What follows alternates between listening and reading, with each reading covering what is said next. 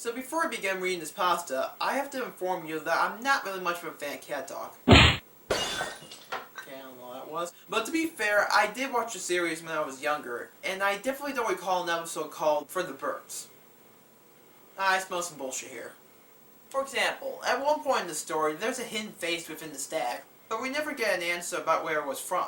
Also, there is this unnamed guy who is in his mid-20s who at first is confused on why it said episode was in the garage sale to begin with, but just dismisses it and allows the viewer to take it.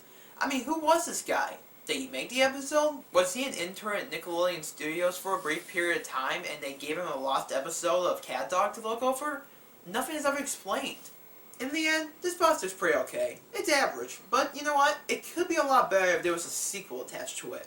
You know, in this sequel it could be something like, they explain more of the plot holes, and they expand the story, and the characters are more well-defined. You know, like that weird 20-ish guy could be more explained. Maybe he did have something to do with the episode. Who knows?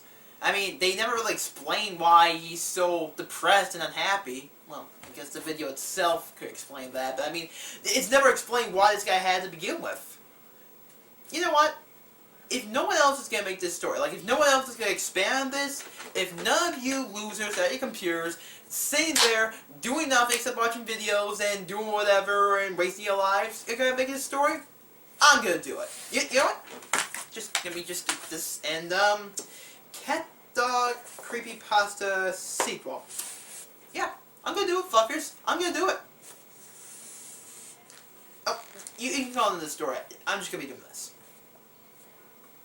Hello, everyone. When I was a little girl, one of my favorite Nicktoons was CatDog. I'm sure you 90s kids remember it. A fairly comical show about a pair of Siamese twin brothers, one cat and one dog. They lived in a house with a wise-mouthed blue mouse named Winslow, and they were constantly bullied by a group of dogs known as the Greasers.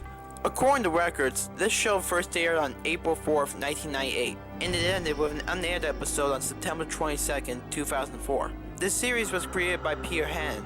Being a loyal follower of the show, I was rather disappointed when I found that the series was cut in 2004. Like most other people, I hadn't seen the unaired episode, which I found out was titled Fixed of Kin and Meet Dog's Friends. One day, while browsing a local yard sale, I came across a DVD in a plain clear case. It was obviously a burned DVD, as it was the Miramax brand. It had CatDog For the Birds mistily scrawled on it in black Sharpie marker. I've never heard this episode. It must have been some type of mysterious lost episode. I had to have it. I asked the woman who was in her 40s in charge how much she wanted for it. She didn't know. It belonged to her son, she said. So she sprinted into her house and brought out a young man, probably in his mid-20s, who was apparently her son. He was very thin, pale, and had deep dark circles around his eyes. He looked malnourished, and he looked like he hadn't slept in weeks. I showed him the DVD, smilingly polite to him, and asked how much. He gave me a look like someone who was in shock and terribly nauseous at the same time. What? How'd that get there? Never mind, just take it. I felt kinda bad for him. Maybe he reacted to this because he was feeling ill and he was trying to sleep when his mom brought him outside. I gave him a kind smile and told him I hope he would be feeling better soon. Then he said farewell. I dashed home, eager to view my new DVD. I sat down in front of my TV and popped the disc into my DVD player and pressed play on my remote. At first there was a minute of pure static. I thought this was really strange considering that there was a DVD, not a VHS tape.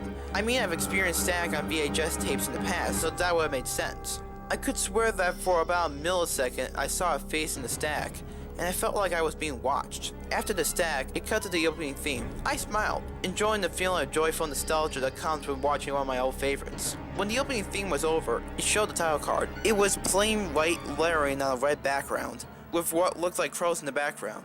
The title said For the Birds. The episode started out with Doug stretching and yawning before cheerfully proclaiming, "It's a beautiful day." Then he hears a familiar sound. Garbage truck! He yells gleefully and jumps out of bed, dragging a drowsy and more than annoyed cat with him. "Dog, I need my sleep," Cat growled. Dog didn't hear him. "Garbage truck, garbage truck, garbage truck!" He ran down the street and sped past the Greasers. The chase went on for about 5 minutes with the usual goofiness of Cat bumming himself off objects, yelling, "My body, my body, my body!" Dog kept running as the garbage truck safely drove off the train tracks. Dog followed after, but suddenly he heard a train whistle and a loud screech. Cat and Dog couldn't get out of the way in time. The Greasers watched with a look of terror and disgust. Cliff and Luke doubled over and vomited. Shriek began sobbing uncontrollably. Out of the blue, a huge flock of crows dove down and began feasting on CatDog's recently deceased corpse. The screen started showing graphic snapshots of the birds whipping apart CatDog's remains, while Free Bird by a lingering Skynord plays. This continues for the rest of the episode. The images gain more and more detailed and gruesome.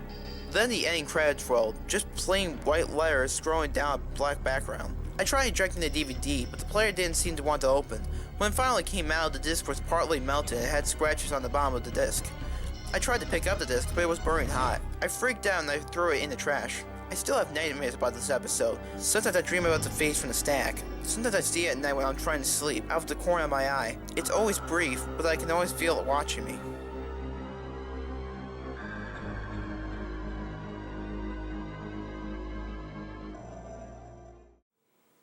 Well, you guys are still here? Well, to be honest, I was working on the sequel. I was thinking of writing the sequel story, but I got distracted. But I do have an answer who that guy was. Who the guy was for with the video and whatnot. Okay, here's my idea. It was Phone. Yeah, that guy. The story of this phone where someone answers it, and they say the daughter's like gone or something. But then they're like, this far's in dead, and he's like, who was on phone or something like that, you know? And we saw like that, you know? Yeah, it's just fucking funny. Well, back to the drawing board.